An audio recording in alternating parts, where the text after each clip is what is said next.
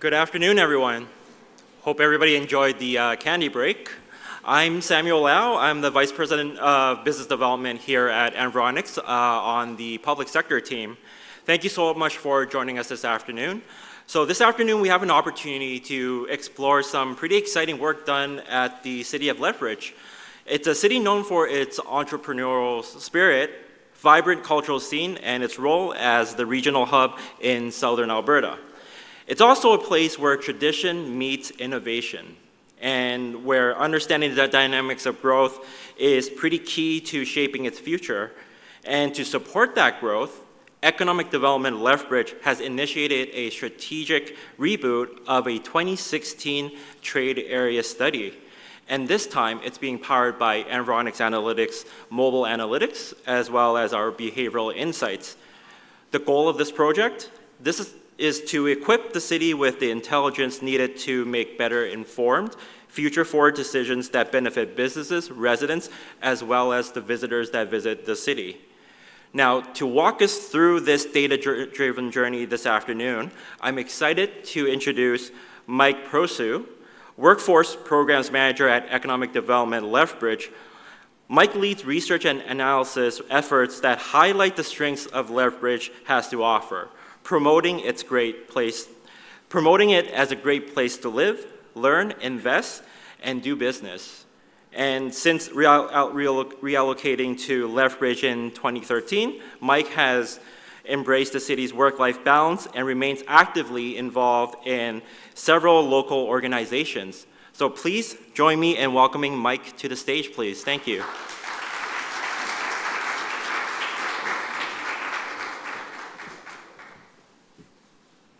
All right, thanks for joining me today. Hopefully everybody got their sugar fix in from the candy rush out there a few minutes ago and is now ready to go. So, yeah, my name is Mike Prociw. I'm the Workforce Programs Manager. I relocated to Lethbridge, as Sam noted before, from Southern Ontario. Still a Blue Jays fan though, and my young daughter is also learning to become one pretty quickly too. So, happy to be back here today and really looking forward to the presentation.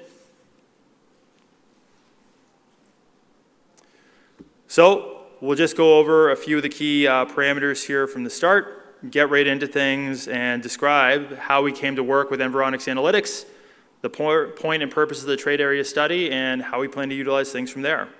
Go over the quick background, talk about some of the project findings as well, which I think might be of interest, and then a few key lessons and insights that I learned when working with Sam, Swap Neil, and the rest of the Environics Analytics, or EA, team. Before we get going, for some of you who are here perhaps unfamiliar, certainly with Lethbridge, but maybe with economic development in general, a bit about us as an organization. Our mission at Economic Development Lethbridge is to diversify the Lethbridge and regional economy by promoting our area as a place to live, learn, invest, experience, and do business. Our key areas of focus include investment attraction, business retention and expansion, entrepreneurship and innovation, marketing or market intelligence, marketing and advocacy, and operational excellence. So this study here was really born out of both the market intelligence and business retention and expansion segments of our work, as we wanted to help existing and prospective businesses by providing them with insights regarding their potential customer base in our area. A bit of background about the trade area study in general, just where things came from before this one. So we had previously engaged in a study back in 2016, and that report was kind of a first foray into this subject material for us. It did provide us with an estimated population size and some expenditure totals and even defined geographic boundaries. But crucially, the information was sourced primarily from surveys. And there's nothing wrong with that. Surveys can be a great tool and an important one to make use of. But as the calendar flipped a few times, we thought maybe there's some data-driven tools that we could really leverage to better understand this subject matter and this topic. And so, yeah, years later, we revisited this. We thought, okay, it's time to reboot this. And I started thinking, how can we do this, to leverage all the tools at our disposal that weren't here before, weren't as available, that now we're at a place that we feel very confident with the insights that we're generating. And by pure happenstance, Sam reached out, got in contact with me right as we were getting ready to initiate this project. And quite frankly, at first, I was mistaken. I was under the impression that Sam was working with Environics Research, an organization with whom we have some familiarity. So he clarified, no, that's not who he was with, Environics Analytics, and he explained the value proposition that they brought to the table. Frankly, it sounded like a perfect fit. It sounds like they were doing the kind of things we wanted to do, making use of this information in ways we wanted to, and I thought, tell me more, let's learn to work together here.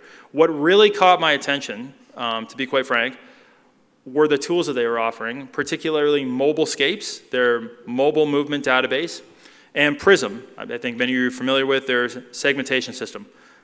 Both seem like a great fit for the kind of information we were trying to uncover in this trade area study. Okay, so now that we've walked through some of the background with regards to where we were, let's just get into a few of the technical details so that we can minimize some of the confusion about the subject matter. So the trade area, specifically, is the geographic area from which a community generates the majority of its retail customers.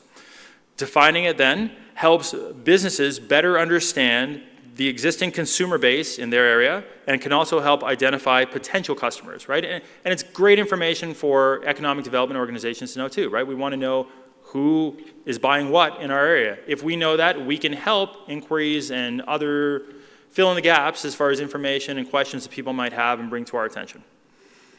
So the goals of our 2024 study specifically then were to identify the geographic boundaries that comprise the trade area in the Lethbridge region, incorporating both population and total expenditures into those figures, probe and gain insight into the retail presence emanating from those living within our trade area, but outside, critically, of the city of Lethbridge boundary to better understand the regional retail connectivity, and to better understand the demographics and retail preferences of those who comprise the trade area in order to help convey this to local retailers in our area. So as mentioned previously, one of the things that drew us to Environics Analytics was the use of its Mobilescapes data. The opportunity for us to leverage this movement data was really alluring, as it offered a way to be really precise and accurate about quantifying the area that we were trying to define. We worked with the EA team to define 5 retail corridors outlined on the slides here that provide a good cross-section of shopping activity and retail behavior in our area. The EA team then used visitor records to identify updated geographic boundaries for these locations. From there, it used distance decay figures and drive times to derive the trade area population and boundaries. This methodology was great and really well designed, and quite frankly seemed likely to reduce any sort of potential for misleading results or minimizing any error margin built into the figures. So ultimately then, what information did we come up with? Well, we can see here, hopefully you can see there right at the top, the total population of the trade area based on their calculations was just under 184,000. The primary trade area, which actually includes both the city and Lethbridge total there on the left, and that primary trade area figure or population figure in the middle, it comprises about 122,000 people. And the secondary trade area, which is the geographic zone from which a business draws a significant but not primary portion of its customers, totaled about 62,000 people. Right, so this was a bit of a departure from the estimated figures that we had from 2016. But the thing is, we felt really good about this information given the veracity of the methodology and the accurate nature of the figures in question, right? It's better to have accurate results you can feel good about and hang your hat on than figures that, again, come with a wider error margin. The new data also confirmed the proportion of retail activity being driven by those who live outside the city boundaries specifically, right? So in our trade area then, in a given year, there's about $3.8 billion worth of total expenditures. And as you can see there from the chart, the City of Lethbridge residents account for about 60% of that total. But that obviously means then that there's another 40% that are coming from residents not living within the city. right? So that's pretty important and useful information for local retailers, right? Don't get tunnel vision as far as thinking about where your customers are coming from. Make sure that you familiarize yourself with the potential that they could be coming from areas way outside the city region, right? And just to articulate how wide, for those of you who might not be familiar with our area, this map here, that area in red, right in the middle, that is the primary trade area. The city of Lethbridge is actually the area outlined there in white, while the secondary trade area is that vast expanse that's in green highlighted there too. Right, so the key takeaway I think here that this map kind of helps convey, even for those who haven't been to our area, is just how vast a swath of territory is located within the secondary trade area, right? If you're a company in downtown Lethbridge, that tiny area in white there, you might think, what does it matter what people close to the US border are doing or halfway to Calgary? But at the end of the day, not thinking about what they're doing could actually be hurting your business, right? It turns out these are likely customers of yours, particularly depending on what the nature of your business is, right? So you can't afford to ignore these segments. Doing so is doing so at the expense of your own bottom line. A few other key takeaways that I found very interesting that emanated from the study too. So the daytime population of Lethbridge was approximately 20,700 people higher than it was during the rest of the day. Right, so this is almost 20% of the population of the city of Lethbridge. Think about this boost, right? That's of material interest, again, to businesses and local vendors trying to capture revenues stemming from these kind of inflows. Midday, which we defined as noon to 3 p.m., was the most popular time for retail activity, with approximately 1/4 of all visits to retail corridors selected taking place during this time. So part of this reason could be a derivative of the first or the previous finding. More people in the city perhaps means more potential customers. Again, though, think about this if you're a business, right? This provides you with a great deal of data that can help inform your operational practices, open hours, staffing, all sorts of things like that, right? It's good information for you to have. And another interesting, if maybe somewhat unsurprising finding was that food purchased from stores or groceries were the largest expenditure category in our area. So maybe this doesn't come as a real surprise to many of you here, but it does reinforce the notion of co-location, or locating auxiliary businesses in complementary locations to increase person traffic and to, again, drive the profile of other stores that are perhaps looking for a boost. As noted before, another one of the reasons why we wanted to work with Environics Analytics was to access its segmentation data, its PRISM database. This information, I think I'm probably talking to people who know, is a treasure trove of insight that allows us to peer into the prevailing consumer behavior patterns in an area over a given period of time. So there's a lot going on, as anybody who's dealt with that kind of information might know, but there was one particular takeaway I kind of wanted to point out here today. So if you take a look at those various segment names there, the greatest proportion ones, one thing that we noticed that we thought was interesting was the divergence in interests among those groups living within the city of Lethbridge, as outlined on this chart here, from those who were locating in the secondary trade area, not shown here. So for those within the city of Lethbridge, they were much more likely to enjoy arts and culture activities compared to those living in the secondary trade area, which was interesting, right? So you can see there, if you read, the slow lane suburbs, some of their interests included community theater and food festivals. Stressed and suburbia types, they enjoy concerts and dinner theater. Value villagers enjoy theater and art galleries. Boomer bliss types are also arts enthusiasts, right? So a lot of arts and culture support among some of the top profile groups living within the city of Lethbridge. Now we don't have it charted here for you today, but if we were to look at the top profile segments from that secondary trade area outside the city boundary, you would see quite the divergence as far as areas of interest, right? Some of the top interests we saw in the segments that were prevalent there included ATVing, boating, snowmobiling, a propensity for a lot of outdoor recreational activity. So again, how do you use this information? Well, this is great for various organizations to have, right? If you're an arts and culture organization, of which there's many operating within our city, you know that you can target a lot of your marketing campaign. Most of your patrons are living in the city, right? So you know that if you're trying to advertise or raise awareness, you're kind of bound or constricted to that geographic region. If, for the record, you're a place selling snowmobiles, ATVs, again, many of these, there are plenty of businesses like that. You would be missing out greatly if you were simply tiering your advertising towards those in the city, because those more likely to engage in that activity are those living in that secondary trade area who are actively taking part in this and whose dollars you want to capture in the form of added sales.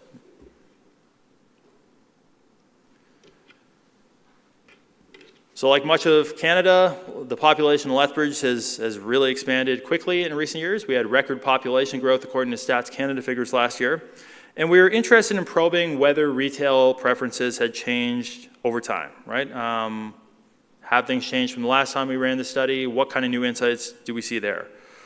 Well, what we found was that retailer preferences in Lethbridge, or within the trade area, I should say, continue to lean towards value brands and department stores. So the population may be growing, but at least in our area, our preferences continue to be there for bargain hunting and are entrenched in that kind of sphere, right? That doesn't mean that there aren't businesses operating in other veins that aren't doing well, but it does mean that cost-conscious consumer behavior still reigns supreme. Even there, back to co-location, there's an opportunity for more niche-oriented stores thinking about these kind of trends that we've seen to ensure that they're trying to locate in closer proximity to some of the stores that meet that criteria, the more bigger box stores and value-oriented stores, to ensure that they're, again, expanding their exposure and reaching different segments. Another finding that I thought was of interest that emanated from the study was probing preferences for in-person versus online shopping. Now, this would look different, obviously, anywhere. If you ran these figures here, you'd see some different numbers. But just to explain what's going on there, those figures in green, or the numbers in green, are the preferred purchasing format for each spending category. The number, or the brackets in black, are the index measure of our trade area compared to the Alberta average. So any number greater than 100 represents an elevated preference for shopping in that format for that product compared to the provincial average. So the key takeaway here, or what really interested me, was the preference for in-person, the relative, I should say, preference for in-person shopping compared to the provincial average. We see different behavior in Lethbridge than what you would see in Calgary for sure, and I think these figures kind of help prove that. Clearly, this is of interest for anyone in the bricks and mortar industry who can contemplate or is thinking about how to structure their business. Certainly, if you're in Lethbridge, it looks like there's a strong incentive to have a presence, which, again, is pretty valuable information to have. So I mentioned I would conclude with a few key takeaways or some lessons that I learned. So some of these might reiterate some patterns and themes that we've heard earlier today, but I do think that there is value in adding to the story and, again, just giving you perspective from the work that we did with the EA team. So first, I can't stress this one enough, understand what you're seeking to probe and address, and then identify companies, data product sources that can help you realize what you're seeking. So in our case, we wanted data-driven insights into consumer behavior that were useful to our organization in helping to articulate the retail environment in the Lethbridge area. But we really wanted those insights to be driven by evidence-based consumer behavior rather than by surveys or theory, right? We wanted to know what was happening, not the preferences of a few individuals, what actually is happening on the ground as much as possible. So once you understand what you're looking for and what your preferences are, then you can identify partners that might be a good fit for you. And that iterative process is ultimately what led us to work with the Environics Analytics team, and we're really thankful that we did.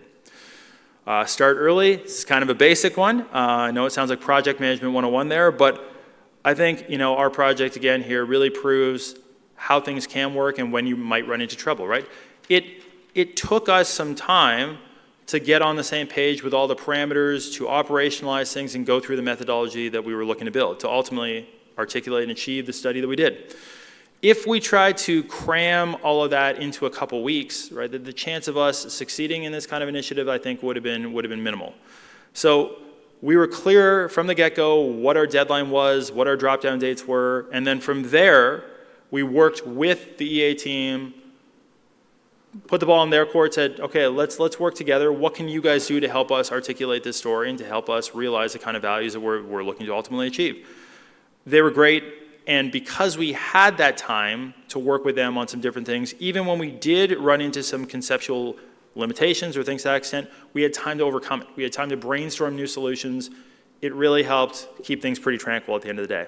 So I would say when you're working on new projects, be realistic, build a bit of a buffer in. I understand projects can't run forever. That's not the takeaway. It's just to give yourself a bit of extra time to troubleshoot, ultimately. Develop partnerships with the service providers. I think, we've heard that a few times today. And then just honestly be deferential, let them do their work. My job is to explain to the EA team, they're the product experts, it's to articulate the outcomes and the findings, not findings, but the outcomes that we're looking to obtain. What are we actually trying to answer? What's that question? Help them understand that paradigm. They aren't experts in every project known to man. We have to explain and be clear what it is we're trying to define. From there, though, then it's scale it back. Let them do their work. Let them tap the database and the products that you've seen that have been on display here all day, right? That many of you are familiar with. They're the ones with the expertise and the resources at their disposal, right? And the more you work with them, the more you gain trust in what they're doing. And the more you gain trust, the more hands-off approach I think you can take, right? Once you've got that confidence in their ability to take the project where it needs to go, I think it's best for most of us to scale it back and just keep those big questions in mind, right? These guys are the product experts. They do a great job. Seek out data-driven tools or incorporate them when possible to improve accuracy. I feel like I'm probably preaching to the converted on that front today. But I will say this. There are a plethora of new tools that weren't available 5 or 10 years ago, in some cases 5 or 10 months ago, right? And think about how quickly the demographic data, population information, how quickly everything is changing these days, right? It's important to take the time to get reacquainted with the tools that are available at your disposal, right? Ultimately, you want accurate results that mimic the situation on the ground as closely as possible. I personally am somebody open to incorporating and leveraging data as much as we possibly can, right? But even I didn't know the power of some of the tools that were out there, the information that the EA team had, right? I think it's important to really familiarize yourself with what it is and again ask that question, what am I trying to do? How can these data sets help? I think with some, there's a tendency to maintain the status quo. But with companies like Environics Analytics that are on the vanguard of leveraging modern insights, I think it's important to, again, really converse with them, find out what's out there. Even if it seems intimidating or the data seems overwhelming, leaning on insight and customer behavior is still ultimately the way to go, at least in my opinion. It's up to us to summarize results and simplify the story, not ignore the evidence. And finally, maintain an open mind when working with new service providers or even new data sets, right? I think don't assume you know all the analytic options that are out there as they evolve quickly, as I noted. Take the time to meet with product experts, learn about the products that they can offer and how they can help your organization accomplish its project goals. After learning, take the time to synthesize what you've learned and think about whether the tools can add value and efficiency to your own work. So in short, consider the tools at your disposal, learn about them with a curious yet open-minded approach, and I think good results will follow. So that's all I've got for today. Thanks for taking the time to listen to me. I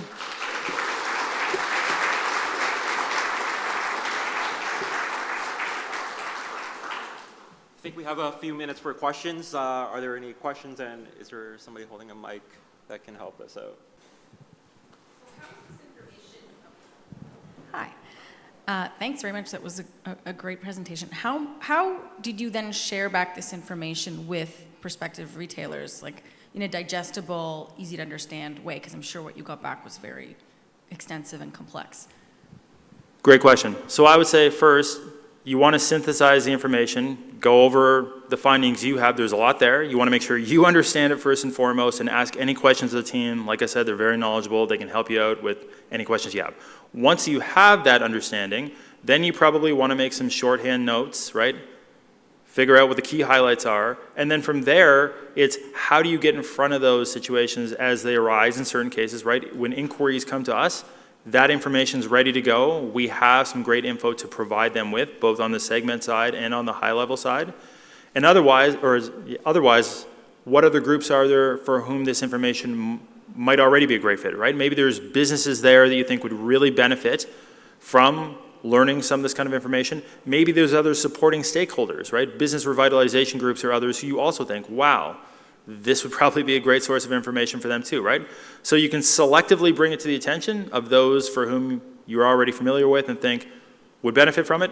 And in other cases, simply having the information and being familiar positions you well if and when inquiries come up that can be informed from some of the insights that come through in the study. No problem. I actually have an extension to that question, if I may. Yeah. Did you have any like fears or challenges going into this project about convincing your stakeholders about a new innovative approach? Because like it is a little different and we're changing things up a bit. Yeah, definitely. In line with the theme of the presentation, I think there's always risk in doing something differently, right? If you change a methodology or a process you use to acquire information, there's inherently risk that the results or the findings won't be comparable or that similar to what was done before, right? The reason why you would engage in that, though, is to come out with something that you think more accurately depicts the situation that's there, right? Ultimately, all of us, I believe, want accurate information, want to know the circumstances, what's happening on the street as closely as we possibly can. I think in leaning in that tone when you're trying to confer with others what's going on, I think ultimately you're trying to convince people of that notion, right? We want to be as accurate as possible about what we're finding here because we are the purveyors of this information, and it does us no good to be providing information that is further off the mark, particularly if there's tools, sources of information out there that could help us better understand and quantify what is going on right now, right? Ultimately, we have to answer then why we didn't utilize those kind of tools. So that kind of thought helps you have that conversation. I wouldn't always say that that's the way the conversation may go with everybody, but I do think it's important to try and leverage and lean on that theme when thinking about doing something differently or doing something new. Thank you. I think we might have time for one additional question if there are any. Yeah, please.